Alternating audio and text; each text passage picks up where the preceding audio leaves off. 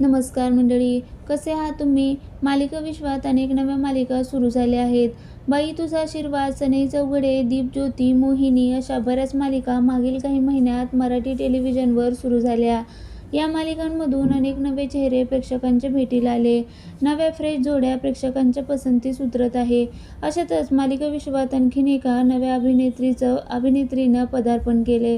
दिग्दर्शक महेश मांजरेकर यांची मानसकन्या गौरी इंगवले ही मालिका विश्वात पदार्पण करते. अनेक सिनेमात काम करून गौरीने मोठ्या पडद्यावर आपल्या अभिनयाची जादू दाखवली.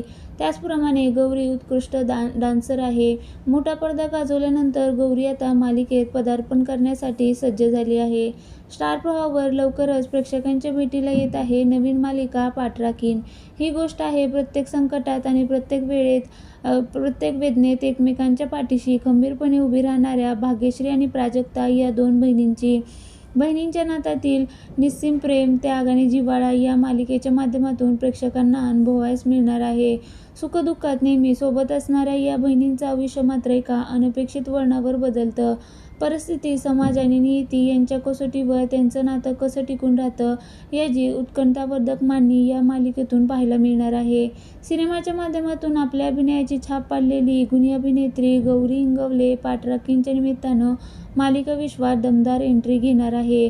मालिका विश्वातील पदार्पण आणि भूमिकेविषयी बोलताना गौरी म्हणाली, खूप दिवसापासून मालिका करण्याची इच्छा होती. पाठराखीण मालिकेमुळे माझी इच्छापूर्ती होते असं म्हटलं तर वावगं ठरणार नाही. टीव्ही माध्यमात काम करण्याचा अनुभव खूप वेगळा आहे. या जगाशी नव्याने ओळख करून घेते. मालिकेच्या माध्यमातून तुम्ही घराघरात पोहोचता, त्यामुळे खूप उत्सुक आहे मी.